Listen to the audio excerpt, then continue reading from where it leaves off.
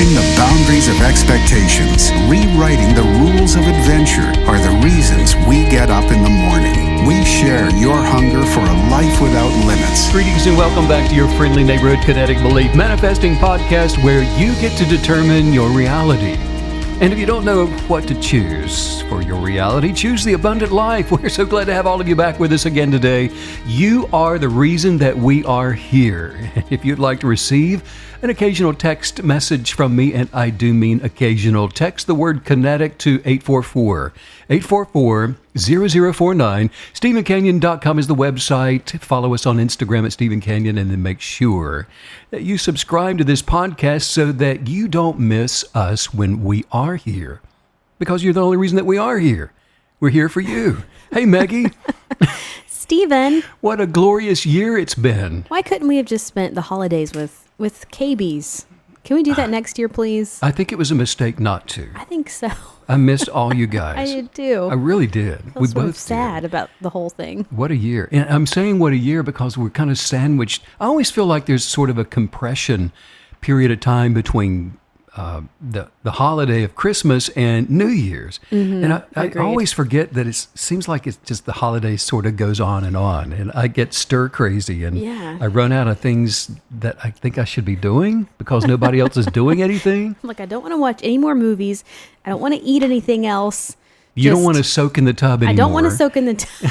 I don't want a massage. Just You said yesterday, I don't want to soak.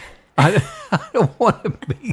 I don't want a massage. I don't want. Don't I just touch don't. me. I just want to do. I want to be productive. I need to practice my violin. I did miss this, though. I have to say, I missed everyone. You can always feel that connection, and I'm curious to know if other KBs felt the same. You know, were we all KB starved during this holiday? Probably. Let us know.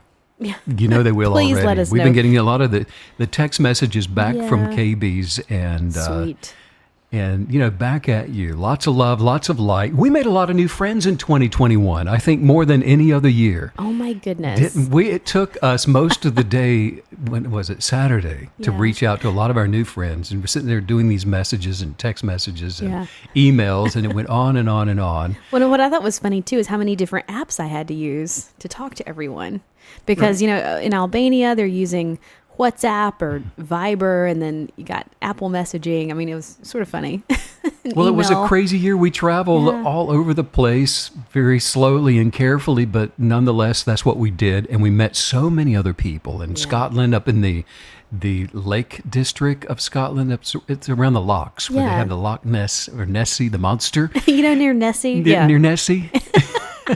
Nessie's neighbor. We met some really cool people there. Yeah. What was the girl do you remember her name? And she's from the Isle of Skye. Oh. And anyway. Was it Sadie or something? That sounds right. I think that's but right. she speaks Gaelic. Gaelic, one of only like 200 or 300 people in the world that speak Gaelic. Very fun to listen to, I have to say. We were in a restaurant, okay, and she was working as a server at a restaurant up around the Lochs, and you went up to go powder your nose or something.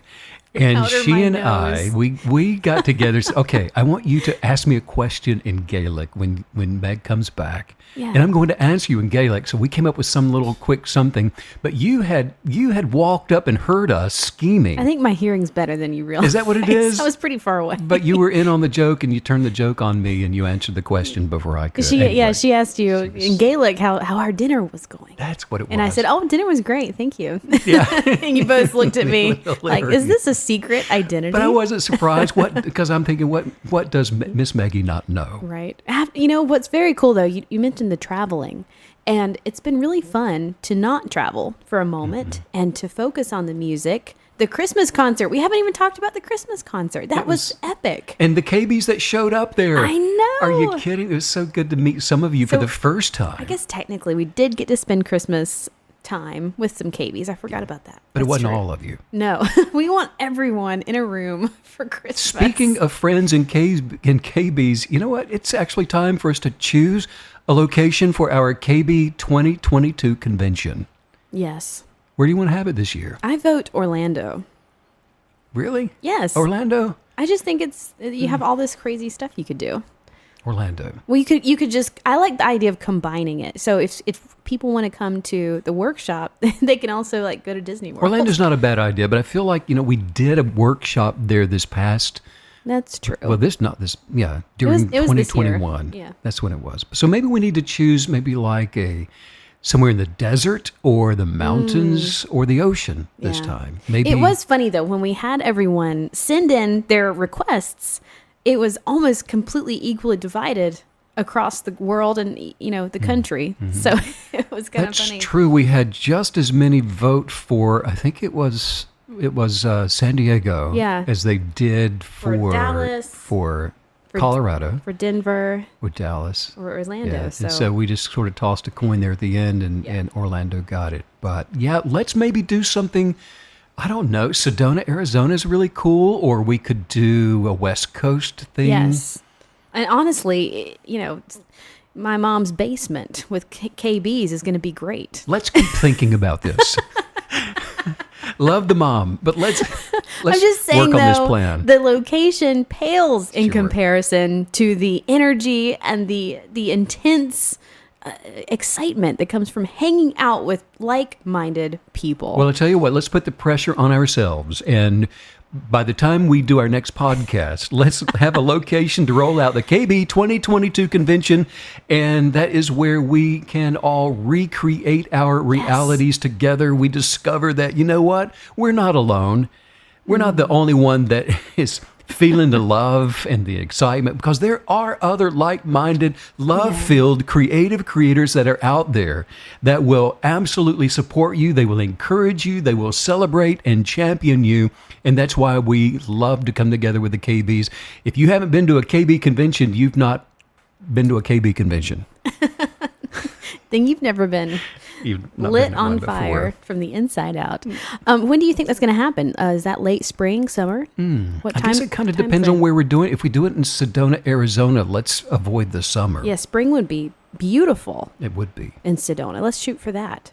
Or Okay. maybe we should go to another country. Can we get the KBs We're to go giving down everyone to Costa whiplash. Rica? Yeah. How about that? That would be maybe amazing. maybe Montezuma. Well, we will send an email, not keep everyone guessing. Well, if we go to Montezuma, everybody's got to put their hippie on Oh, that's true. to show up in Montezuma. Bring your hippie pants. right? Oh, I can't wait. I can't I'm either. ready to figure this one out. Well, Let us, let's- and if you've got some yeah. ideas, KBs, don't hesitate to let us know. Send us an email, Or drop us a text, line, yes. text us, and let us know what you think. Well, speaking of the KBs, let's dive into our question here. And we have a KB, Karen, spelled Keren. I thought that was interesting. I like And that. she writes with the following question. She says, I have a little story for you. And what I want to know is, where did this particular manifestation come from? I have been practicing kinetic belief for most of my life now, even more after discovering your podcast. Thanks so much. My nature is positive, and I'm grateful for everything I have, and I say it to myself all the time. Just recently, though, yesterday evening, something happened that puzzles me, and I was hoping that you could shed some light on it to help me understand. She goes on to say, on my way home, I usually take one metro exit on the right, but yesterday I went left as I wanted to buy something on that side of the road. As I continued to walk left out of the metro station, I suddenly felt lightheaded, stopped myself from falling. Was it a sign? I then felt normal again and continued. After buying what I needed, I carried on, walking down the street, and I stood at the zebra crossing. It was very dark and pouring with rain. With my big umbrella, I looked left, the car stopped, I walked midway, and then I looked right, and the other car stopped. I made those next steps to continue, and as I did that, a motorbike came from nowhere, from the right, and I went flying down in the middle of the road. After the shock of being hit, I was helped up by the rider and many people who stopped, and thankfully, I just walked off. Nothing broken, no blood, but just some big bruises on my sides from the side impact. Nothing at all serious. If I had walked 1 second faster, the bike would have hit me head on and things would have looked very differently. She says, it's amazing that I'm still here. Yes, it is. And this morning, it feels like it never even happened. But I'm also trying to understand why this incident occurred. I never think of bikes or being in accidents, so it just seems like such a random thing. How did I manifest that? And can I prevent these in the future? maybe take the lightheadedness as a warning? That's what I keep asking myself. She says, thank you so much. Karen, I am so thankful that you're okay. Yes. Wow, what a story. As you pointed out, your sense to stop for just a moment while all these other interactions are going on around you protected you from what could have been even more tragic. And you've pointed that out. But you know what? There is no question that you were directed by higher consciousness. None whatsoever. Yeah. Also, there is no thing in this universe that is a random event. Nothing. At no time are any of us not connected with higher consciousness. Now, we may not be paying attention, we may not be aware, but we're always connected. There is a oneness which knows all things, both past, both present and future. But people often confuse the act of being surprised with that of randomness. Just because you weren't expecting it did not mean that it's has purpose to it. And so this usually happens with those that are unaware.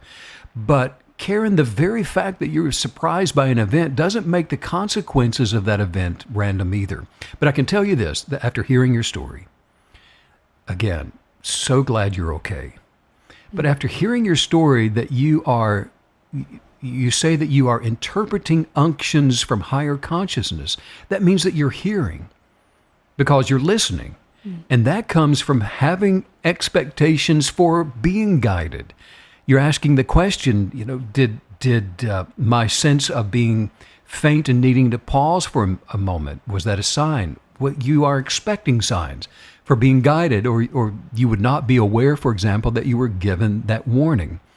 Warnings, guidance, protection manifest to all of us in any number of ways.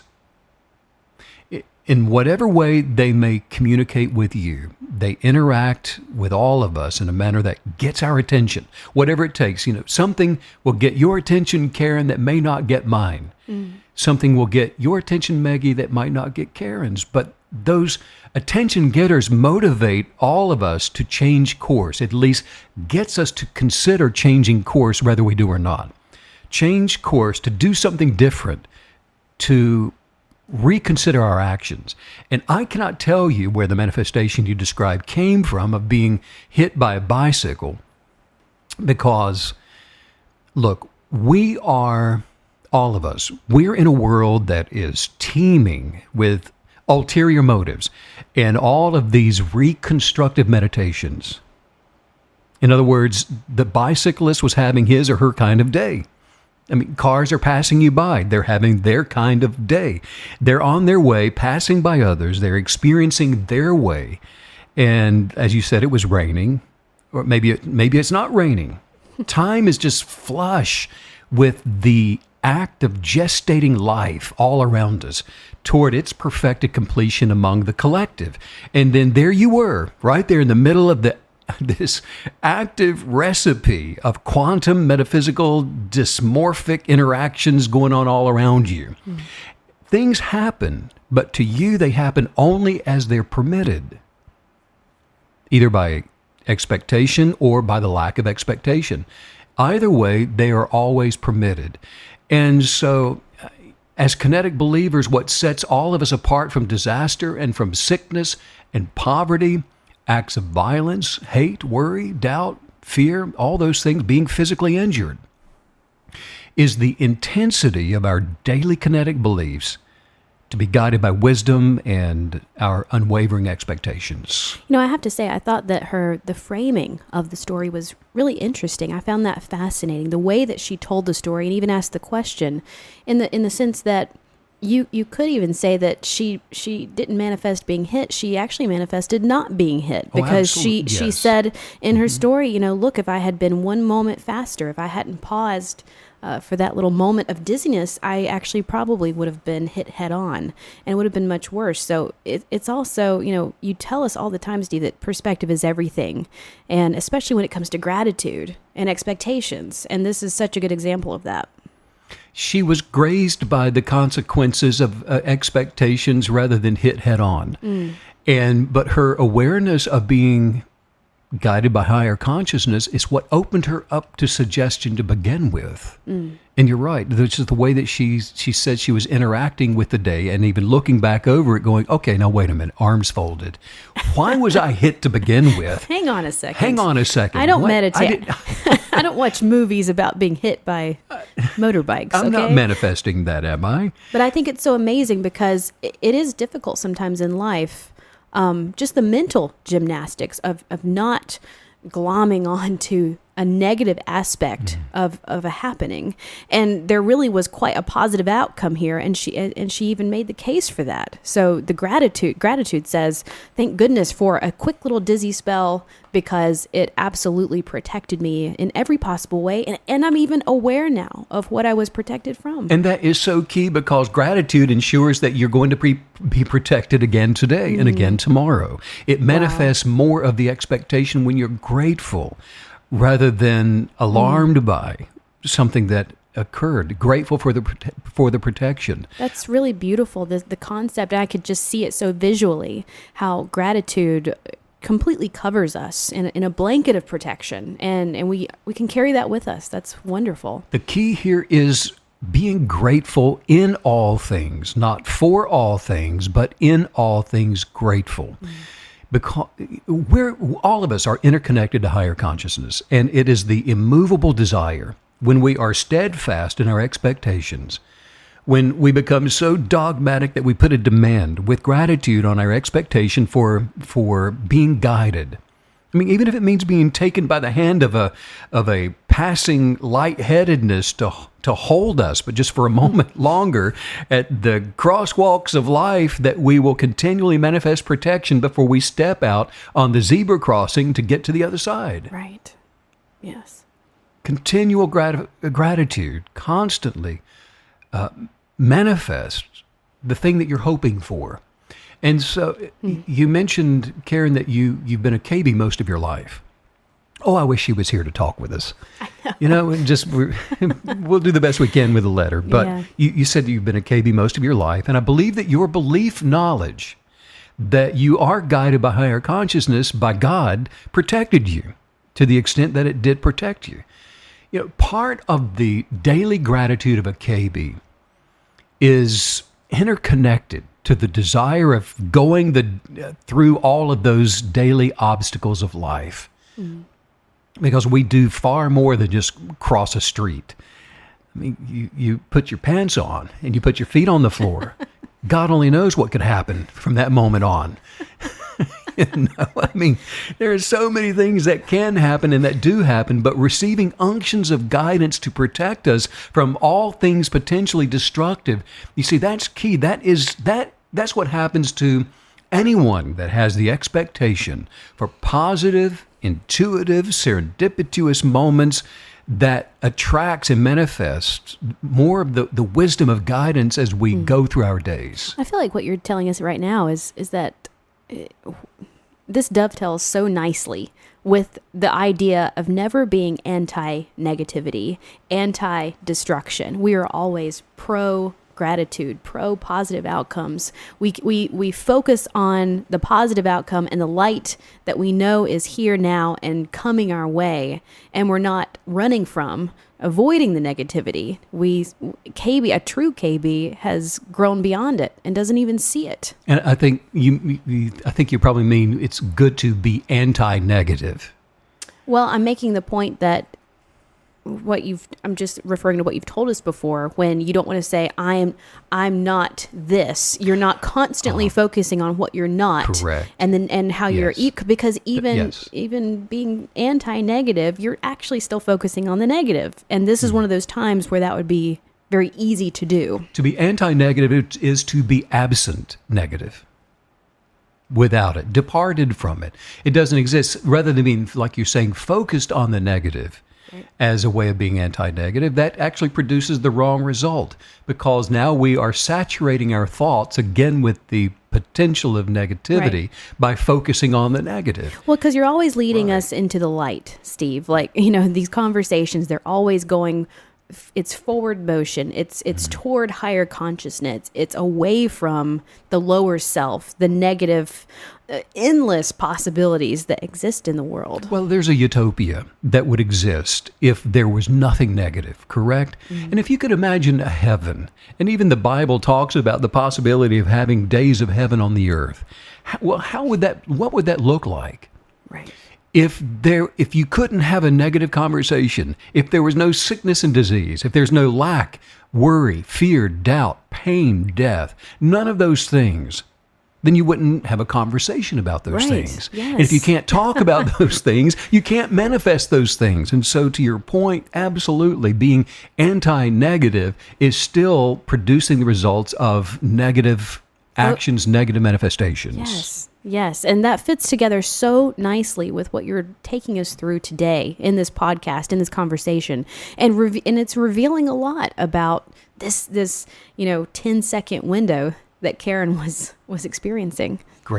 Being grateful. Yeah. That unlocks so much potential for development and growth and abundant life if we could just see what actually is happening in the spiritual realm when we are grateful in all things, not for all things, but in all things for the best, for the better, for the positive to show up in our lives. The things that are put into motion that we're attracting into our lives is beyond anything we can think of or imagine. Yes. Through the power of gratitude. Yes.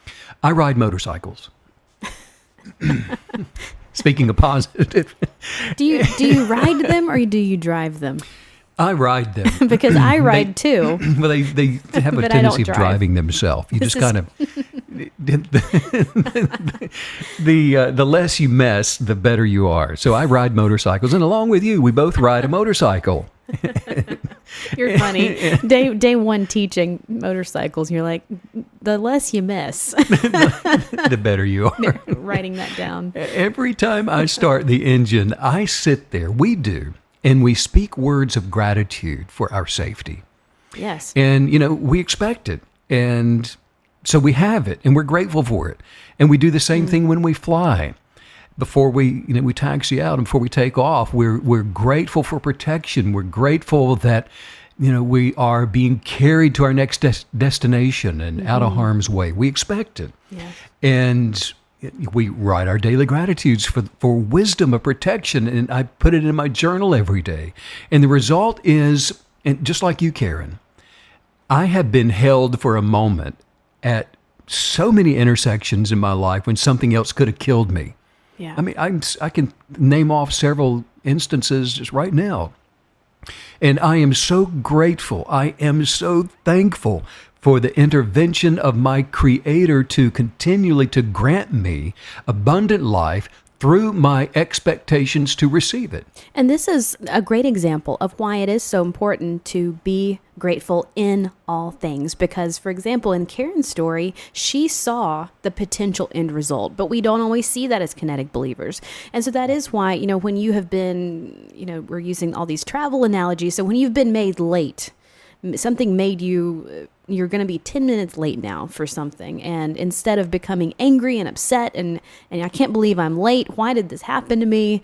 We can turn the narrative around and see the purpose and see that, who knows what was down the road. We're not always shown. Yes. But that's the power of that. Karen, you manifested protection. You did not manifest a disaster. Yeah. You manifested protection. Yeah. And by practicing relationship with higher consciousness, something that I do is I speak words of gratitude before I place my feet on the floor every single morning.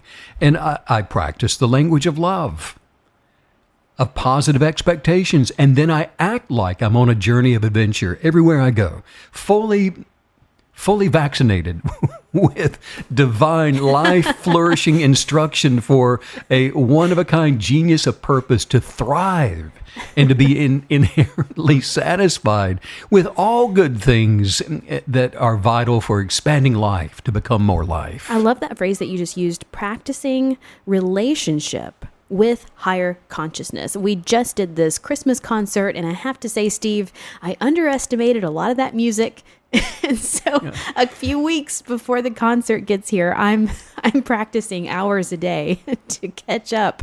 But I love the concept, practicing relationship with higher consciousness. This is how we become high-level kinetic believers. This is how we go into each day making it better than the last. Practice means doing it in advance, doesn't it? Yes. Don't show up at your concert for life and expect to figure it out on the fly. And I really relate to the concepts of practice. For example, if there's a really tough passage that I'm working on, I slow it way down. So I just, I start real slow. You can't hardly even recognize the piece. I'm playing it so slow.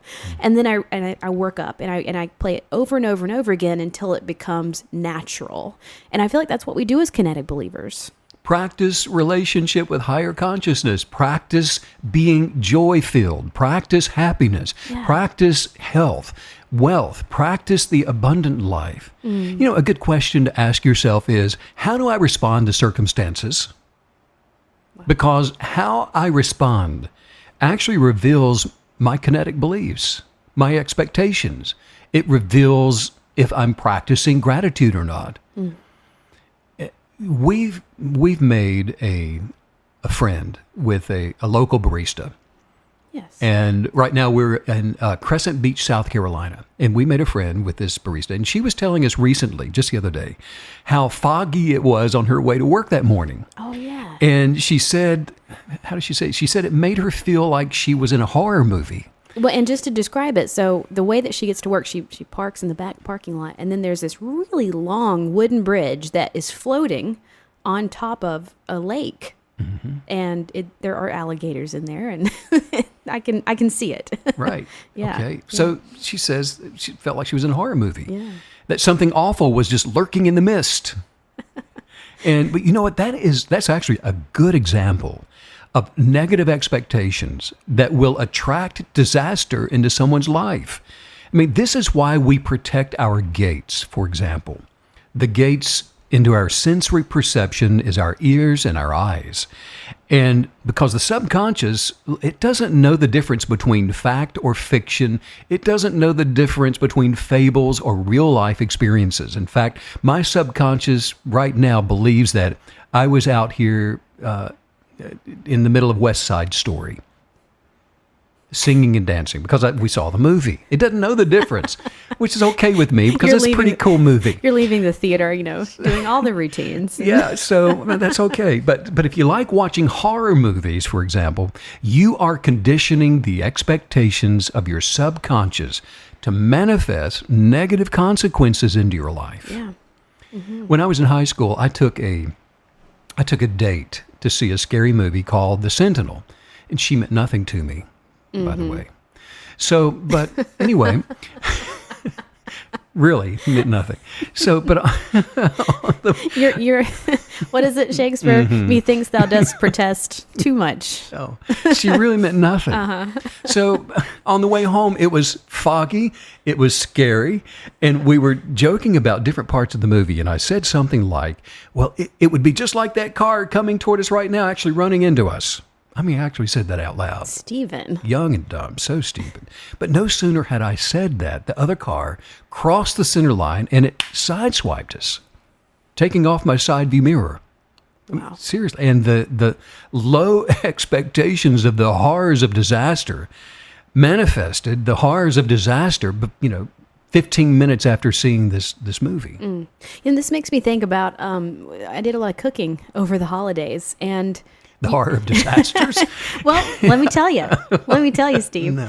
So, but it reminded me one time I made Christmas cookies, and me and my little friend, Michelle, and we messed up and we used salt instead of sugar. Oh my. And it was a disaster, Oh my. a horrific disaster. But the point being, you're talking about gates, you're talking about input. You cannot input the bad ingredients and expect a good result. So we cannot, dump all of this negativity into our mind and into the recipe of kinetic belief and think that outcome, that we can fix it later. And I think that's a lot of times you get peer pressure. People sort of, it's easy for them to make fun of you. Oh, are you doing that gratitude thing again? I mean, you can't go to the horror movie. Your vision board. Oh, you working on your vision board. And they always use that voice, by the way. They do. Yeah. Well, we know why. But, they're making fun of you for not going to the horror movie. But we have to be willing to be seen as what we really are as kinetic believers. That's a big part of this. So where are we getting the information for our gates? It's Yes. coming from the journal. We're choosing the information ourselves, coming out of our genius of purpose, where we put these buckets down into the well of wisdom and we draw it up into mindfulness so that we can then put a pen to it and say, this is my life. These are my expectations for the highest way of living. This is what I intend to receive and manifest financially. This is the product of what I'm going to look like. This is my best health idea. This is how much joy I have and happiness. And these are what all of my friends look like and are representing to me in my life. And everything you're describing, it requires thinking outside the box. It requires self-awareness, being willing to look within and take stock. And maybe you're going to make some hard decisions. Maybe they're not so hard because it's going to make you feel so wonderful. But the point being, it does require this look. A look at life and a look within, and in order to even see all of this. And I would even back up and say, guess what? Especially if you're new to kinetic belief, most of those decisions are going to seem impossible to you because you're going to have to get rid of some dead weight. You're going to have to change some friends. I'll admit this. Just because we're with friends here, Steve, I will admit this story. So recently, I was scrolling through Instagram on my phone, and I didn't remember opening it. I didn't remember going into the app and pulling it up. It freaked me out big time. Yeah. So I deleted it. Yeah. I don't have Instagram right now. Right. But the point being, it made me realize a lack of awareness. And so we're always infusing that. We're always infusing sight and depth and awareness into ourselves, our actions, because you can turn on the TV, you can engage in negative conversations, and a lot of this stuff is autopilot. And so I'm wondering, just like going into Instagram mindlessly, if we're doing it mindlessly, how do we get to that point of, well, I guess that goes back to journaling, doesn't it? Always goes back to you determining your reality, Yeah. the life that you will experience, and accepting nothing less. And this is thinking outside of the box. This is decorating your sphere of influence, your circle, the good witch of the north bubble that we float around in. We get to hang the lavaliers, not from our own ears, but also just decorate the walls with the pictures and photographs and I don't know. I just like the word lavalier. You're just saying words. I'm just saying words now, but we that get to is- choose. That is a good analogy, though. Was it Glinda? Is that her name? Yeah, I think that's the Good it. Witch. Yeah. But I love that visual, just that bubble that we get to create, and that is something that we have a right to. We have a right to this bubble, this sphere of influence that we can do with whatever we choose. Well, here's the deal. You are manifesting. You cannot opt out of this. Yeah. We come into the natural as believers. That is the mechanism for attracting and manifesting the reality that you believe you're going to experience. Yeah. So, play the game, get on board, and don't be a victim of manifestations because you're a manifester. Yeah. Like it or not, that's how you were created to be. Somebody says, I don't believe that. Well, you just said what you believe. Yeah. It's because it's the way we were created. So the question is, again, how do you respond to circumstances? When something happens, you're crossing a walk like Karen, or you're coming across a bridge like the local barista. How do you respond to the mist? How do you respond to the rain? How do you respond to the wayward bicyclist, motorcyclist, whatever? I'm not sure if it. She said motorbike. How do you respond to that? Are you positive or are you negative? I was doing some field team search and relief work in a remote area of eastern Kentucky some years ago, and I drove up to this old shack, and it looked like it had some people living in it. And so I stopped because I had a truckload of food and some children's gifts and other supplies. And so I was just out there looking for places that I could go and be a help or benefit to give to whomever lived in this particular place. And so I got out, and Meg, as I was approaching this house, I watched as a half dozen preteens and teenagers dove out of the back of that house. They were leaping head first through windows. And I'm not kidding you. And they were running off into the woods. Well, I mean, they weren't responding to me. They were responding to negative expectations, and God only knows what. They were responding to your Suburban, which a lot of times police will drive those. That could have been it, but it still had nothing to do with me. Correct. Because they didn't know me. They Right. didn't. Their expectations Yeah. were toxic. Right. For whatever reason. They weren't expecting, a Suburban I don't recognize. He probably has candy. And It's Santa. yes. Santa. I know him. I know him. Yeah. No, the ego self, the personality of self, typically identifies with failure. It identifies with loss. It identifies with the law. It identifies with bankrupted corruption of destruction. But the inner dialogue of the ego has to be pre-programmed. Yes. We got to change what we're telling ourselves, like you started the podcast by saying. And we do that by, we have to change, but stop listening to the negative suggestions, reading about negative circumstances, believing negative judgments, believing condemnation from other people that we grew up with, that we heard in school, at home. By constantly measuring ourselves from without, it diminishes the good reality of the present moment that we're occupying. And that took me back to that phrase that I love so much, practicing relationship with higher consciousness. Part of practice is making mistakes. That's how you practice. That's how you get better. So you see the mistake and you can pinpoint where your issue is, but then you practice and you keep practicing and you grow and grow and grow. And then eventually, just like what you're describing, what is your reaction to circumstances? Well, it's automatic and it's good and it's positive, and that is possible. Well, try it. If you don't believe it, tell yourself how much you love yourself. Yeah. Practice a relationship with higher consciousness and say, you know what? I just adore me. I am so amazing. I am so beautiful and sweet and wonderful and gifted and talented. I love me. And then be quiet and hear what the me has to say about that. Yes, Or absolutely. really? You must not remember when. You must not remember what you had for dinner last night. Like, I didn't ask you. I asked higher consciousness. Thank you very much. But that will tell you you're practicing relationship now with higher consciousness. Yes. And it does take practice because you've got to adhere to and rely upon your chosen beliefs to change your reality. Well, and that's such good news, isn't it? It's fantastic, hopeful news that, look, when you're practicing, it can feel as though you'll never get to that point of automation where you're reacting and kinetic belief is all of a sudden instinctual and you don't even have to think about it. But that does happen. If you continue to practice and you're diligent with it, you finally will get there. And I think just even knowing that that's possible doesn't that feel good? It does, because you're practicing casting down the negative imaginations that want to argue with you, that want to reason with you. And sooner rather than later, they'll get tired of the argument and they'll leave. You won't even have the conversation anymore. And that's when it becomes, second nature. I do have a question, excuse me, I have a question for you, Steve, about Karen's question about her story. So I think many times when we're focused on the power of being able to manifest, sometimes it can make you a little crazy. It can make you feel as though you don't want to become paranoid. You don't want to become superstitious even in believing that, I manifested that.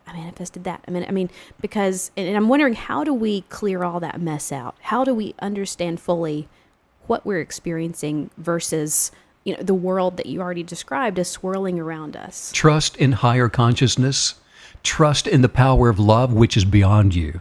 And the ego will tell you that you're responsible for everything. You're responsible for the manifestation of health and healing and prosperity and happiness and joy and all of that. You have half of the part of it, 50% of it. The other 50% belongs to the universe, and it will do its part, which is not a respecter of persons. It's a respecter of your part, which is to adhere to and rely on the best possible life manifesting into your life. life, and you do it through the power of gratitude and the imagination and desire and the words that you speak, being a blessing and positive salve to all that hear, including yourself, and the actions that you take be in alignment with the expectations of this higher life manifesting into your life. Well, and that gives us a deeper understanding of practicing relationship with higher self, because when we're doing that, now we understand we're also practicing that relationship with the other part, the universe part that we trust to meet us at halfway. And then you're allowing the universe, through your trust in the universe, to do the parts that you can't do. To show up and to receive you when you arrive, for example, to rearrange circumstances, to protect you. Because higher consciousness knows what tomorrow is going to bring. We don't. So we're responsible for the now, for the present moment, to fill it with the fullness of positive expectations and gratitude and joy and happiness, whether you feel like it or not. Not because you feel happy, but because you are happiness. Not because you are joyful, but because you are joy. And so we act it and we talk it and we expect it. And then the universe realigns our life, our circumstances, our family, our homes, the activities we're involved in to emulate our expectations. I have to say that really struck a little nerve when you said that, look, the ego, it wants you to believe that you're responsible for everything. And I would even add everyone, because how many times have the emotions of someone else been forced on us? Someone else is wanting you to make them happy. And especially if you've been told those things in youth or childhood, it's actually quite difficult to relinquish the weight of responsibility of how people feel around you, how their lives are going. And so what we're working through today is, I can just see it stripping away all of the things that are untrue and unnecessary and inauthentic to us. And, we're cleaning out our bubble. I can see it's sparkling now. The only way that a person can get there and say that I'm responsible for whatever I'm manifesting, I'm responsible for all of it, I'm responsible for all these other people. If I don't like the way my husband acts, I'm going to change that. If I don't like the way that my wife talks, I'm going to change that. Is the ego looks within and it says, okay, I am made up of this stuff called belief. There's a substance there. Oh, I'm also made of dominion. I do have authority that works. So I'm going to take this is the inner dialogue. I'm going to take this dominion and I'm going to break it and use it for my own self-serving way. And I'm going to control people. I'm going to say I'm in charge and I'm the one responsible for all these things that are happening. And that kind of brokenness will set you up to become a victim of circumstances faster than anything else you could possibly do. Wow. So understanding our role, understanding the role of the universe, I like how you brought it down to present moment. The gratitude, that's what we're responsible for. Focusing on that. That's very helpful, because it is easy to reach out and grab things that you have no business dealing with. Right. And so in that present moment, now bad things will still, what could be bad, if you were to measure it, are still going to be happening around you, because that's the planet that we're on. But we don't respond to it as though, oh my gosh, why did I manifest this bad thing? It has nothing to do with you. And in that bad thing, when you see it go by, you still look at you with gratitude, you count all things joy filled, to align with your joy. And you look at something, maybe you were expecting a good thing to happen and it didn't show up yet. Well, I was just protected, like from a car. Let's say somebody was going to give me a car and I wanted a blue car and they give me a red car, and I'm not really grateful for the red car because I wanted a blue car. And so I don't take... Good Lord. Never mind. That's a bad example. But be grateful when things don't work out like you think they should, that you're being protected from something that you had no idea what you're being protected from. You know what? The ego will keep the mind racing to construct a future out of empty expectations and your past out of just regretful memories. And it's always working either in the future or the past and trying to get you to take ownership of things that you're just not responsible for. Yeah. And it will tear you apart when you allow that to happen. Well, and you just use the word expectation. And today you're really taking us through the connection of gratitude and expectation. And I like how gratitude is being revealed today as being innately expectant. True gratitude is past, it's now, it's in the present moment. past, present, future. It's just filling all the spaces of time. And in turn, that's clearly defining our positive expectations. Gratitude will cause the thing you're grateful for to show up. Yeah. Love that. Every time. We have this natural genius within all of us, a genius, a purpose for you to be here. And the universe knows the purpose. Higher consciousness knows why you are here. And this is how we step into it. And the purpose for every person to be here is a good thing, a positive thing, an abundant life-filled thing. And so anybody that doesn't believe the natural genius within themselves, that doesn't believe what I just said, is paying attention to the noise of just incessant, egoic chattering that comes with a voice that's accusing them of not being good enough, of not measuring up. And it's imposing upon a person's belief system all of these toxic expectations for life. To think, well, nothing ever goes my way. I don't ever win at anything. I'm never hired for the job that I want to get. And on it goes. Any expectations that is not rooted and grounded in positive expectations will cause a person to be tossed around by their double-mindedness. Well, it might happen, it might not happen. That's double-mindedness. And the whatever will be and the it is what it is attitude, all of those things are signs that somebody is still expecting bad things to show up in their lives. Yeah. Metaphysically speaking, Maggie, the absorption coefficient of God light required for abundant living, for growth and development, is low within a person who's double-minded. Somebody who has a low intensity of expectations in their life, where there's just no structured bias for their beliefs. It would be like a plant that's not getting enough light. And the plant leaves just begin to yellow and they become frail and spindly until it dies an early death. Karen, who wrote in, the problem with your question, how can I prevent accidents from happening in the future, is that when we define something, as soon as I put a definition on anything, I'm fixing that. And real life isn't fixed. So rather than try to define the wisdom that came to you on that rainy day in the way of feeling faint so that you would avoid possibly being killed by the motorbike, well, let's go just a little bit deeper for enlightenment, which, by the way, true enlightenment is transformative. Enlightenment is not knowledge. Enlightenment becomes you. It cannot be fixed by definition. So what is experience? What is life? What is reality? Isn't that great here at the end of a podcast? What is that? What are these things? Do you know how there are some things that you just know it and you don't know how you know it, you just know it? It resonates. It resonates. Well, how do you just know it resonates? That's what enlightenment will do to you. Yeah. When you receive revelation knowledge, wisdom, you just know something. You receive knowledge of it. And one way of looking at it, the knowing of something, it simply becomes you. And it literally transforms you into a higher being, higher consciousness, higher relationship with higher consciousness. I like the way St. Augustine answered the question, what is time? He said, I know, but when you ask me, I don't.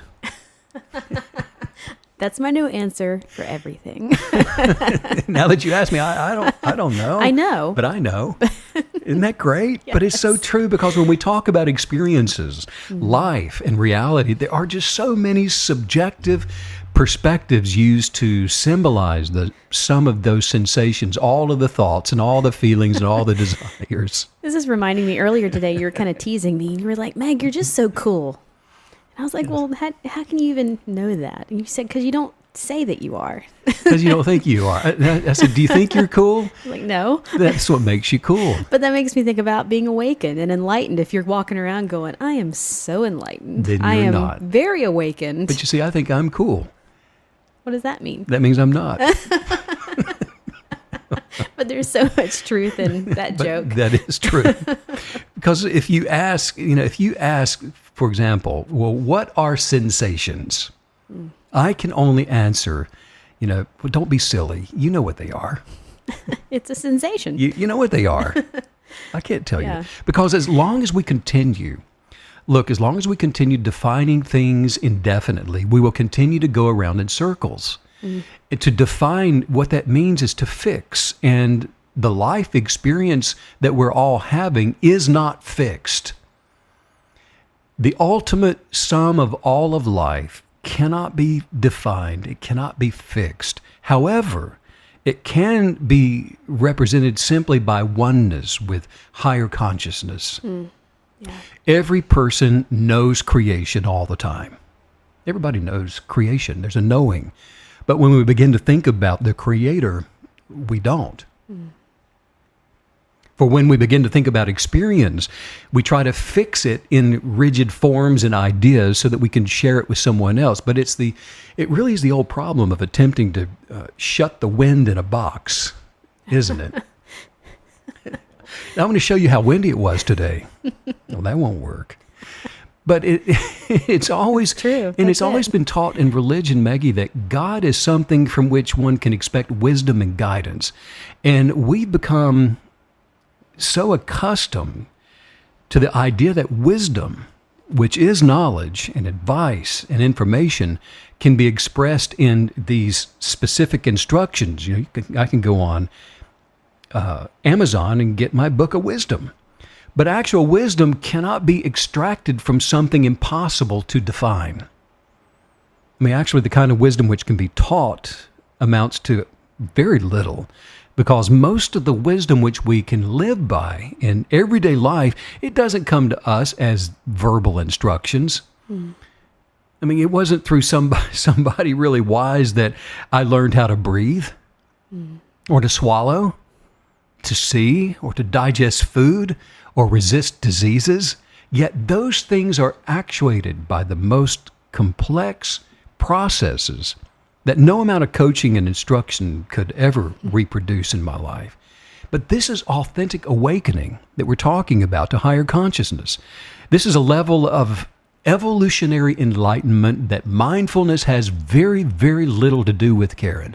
And we've talked about this quite often. The holistic benefits of being a kinetic believer develops a person to be able to attract this kind of wisdom, to come from within, to become more, for us to be happiness, to be joy, to be health, to become fully satisfied in all of our harmonic relationships with the universe. Wow.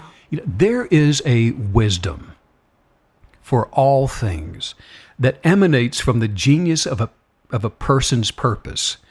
And when we go there to consider the presence of our lives, the wisdom that rises to the surface of our imaginings, that's what solves all of the practical problems of human endeavoring as it evolves all of us to become more of us, more of the original, authentic purpose for each one of us. And it's done so many wonders for the human experience, hasn't it? Yes. And it'll continue to do more. Not only for every single KB that's out there listening right now, and more for all the individuals when they are undisturbed in their kinetic beliefs. That's key, but it is responsible for advancing the entire collective of humanity as well. Well, and revealing to us the comparison of practical knowledge and then experiential knowledge is huge, because only in the doing can we learn, can we perfect a thing. It's kind of like when you first learn to go off maybe the high dive or something. Belly flop is what most people end up with, but it's in that doing, it's in the flow, it's in the present moment, and really in these simplistic pursuits that we're going to achieve everything that you're describing right now, which I love the perspective of that. It's not something that we can analyze to death to get a good result. It's not something that we can just talk about incessantly and now it's going to reveal itself. This is about relationship. This is about flow. This is about trust. And those fundamental truths will carry us through. And isn't it relationship with higher consciousness that makes a person willing? Okay, I'm willing to show up. I don't need to have all the answers. I don't need to sit here at home and reason with why I should or should not go over there or make the phone call. I'm going to trust in this other thing that's happening and supporting my existence to be there and to make sure that I have favor. Yeah. I have abundant life.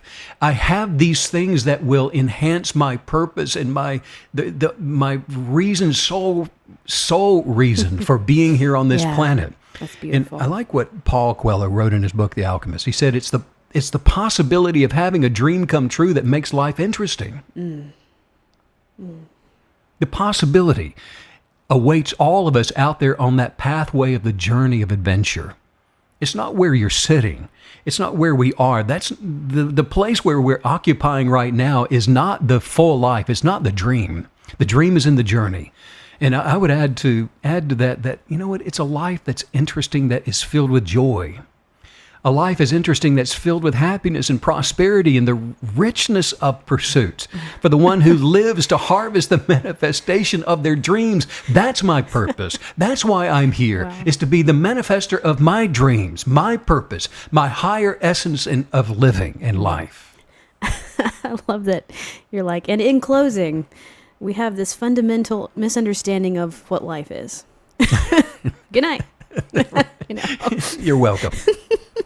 But it's true. I mean, understanding, because if you expect life, if you expect the journey of life to look one way, when it can't even be that, you know, life works in the way that you're describing right now, in this flow, the relationship with higher consciousness. That is the true essence, the reality of life, and everything else is smoke and mirrors. It does not last. It is not the true reality. And understanding what is life helps. Doesn't it help? Thank you. It does help. But seriously, if you're sitting out there and you're listening to us banter through this topic right now, and if your life story is failing to produce something that you've dreamed of, that you've hoped for, and that you really, really desire, it's time to check the condition of the ground that you're occupying, which is your heart. I mean, the ability to be healed, for example, that comes from life source, which is the condition every person comes into the world with. And if healing doesn't come to someone who needs it, it isn't because of the healing properties of God. It's not because of the lack of healing in the universe. Perfect and complete healing is always available. It's the condition of the expectation that has hardened a person from manifesting healing. And one of the problems is you can't necessarily feel the condition of being hardened to no effect. It happens over time. But there are signs to look for if you're not manifesting better conditions into your life. Those negative, toxic conditions are created where there's worry and fear and insecurity and anxiety. And if you're seeking fault with others, if your senses are dull, unfeeling, or unresponsive, you're trying to solve your own problems rather than through a partnership with higher consciousness. You're slow to kinetically believe, which just means that you're unwaveringly you're not adhering to and relying upon your highest viewpoints as your standard. Someone's personality can even become calloused because they haven't received what they've been believing for. So they just stop believing to avoid further disappointment. You can get to that place without even knowing it. That's the problem. But it's never too late to return to the expectant belief of childhood. You remember what that's like. You can get back to a tender-hearted state of consciousness. You can get back to a place where all of us were once quick to believe. It takes work, and it often isn't pleasant to go there and face the hard places that have developed in your emotional state of being. But to rewrite our stories, that's kind of where we started today. Rewrite your story. To do that, we've got to loosen the ground of our expectations by being quick to believe. Don't question it. Don't reason with it. And the reason most don't do this is that positive kinetic beliefs don't come naturally. There is work involved in developing an attitude of higher expectations that manifests the abundant life with gratitude and that carries it to full development. This week before the new year, regardless of how bitter the world may appear to be around you, determine to become a person who is quick to believe again. Let's work on some highest viewpoints. Just say this. Say, I am pursuing my dreams. I'm pursuing my dreams. With positive expectations. With positive expectations. By casting down. By casting down. Negative thoughts. Negative thoughts. I have an immunity to fearful thoughts. And I have an immunity to fearful thoughts. To negative conversations. To negative conversations. Negative news. Negative news. Negative actions of others. Negative actions of others. And to negative people. And negative people. The little things in life. The little things in life. Are my satisfaction. They're my satisfaction. Because I'm quick. Because I am quick. To throw down all negativity. To throw down all negativity. And to not participate in fear-filled drama. And to not participate in fear-filled drama. Because I choose. Because I choose. Not to participate in them. Not to participate in them. I enjoy being surrounded by others. I enjoy being surrounded by others. Who are also enjoying themselves. Who are also enjoying themselves. And are also throwing down. They're also throwing down. Negative expectations. Negative expectations. I am fearless. I am fearless. As I live my life with courage. As I live my life with courage. I cast down negative suggestions. I cast down negative suggestions. Ideas. Discussions. About others. Politics. And gossip. I am following my best life. I am following my best life. And it is now. And it's now. Because I watch for. And stay away from. And I don't consume. Negative thoughts. Negative thoughts. What a fun, exciting, powerful podcast today, Stephen. Thank you for all the wisdom. I know I say that every podcast, but I really feel it, and I really mean it, because at the end of these hours, I can feel the buoyancy, and I can feel the connection to higher consciousness. It's been strengthened, and it's so exciting. Isn't it? So exciting to know. And I think today is extra special. It's been a minute since we were back here with all the KBs, and it just feels so good. And are we doing one a week now? I'm hesitant to say I'm doing one every day, if not once a week or not once a month. So make sure you turn on your notifications so that you can catch key. us. Every Yes, single, please turn on notifications, we beg you. Meanwhile, until we return to this station, Maggie, Yes. you and I, we're both sending out so much love and so much light to all the KB Yeah. creators all around the world. Yeah, and thanks as usual, Steve, for all the wisdom. Bye.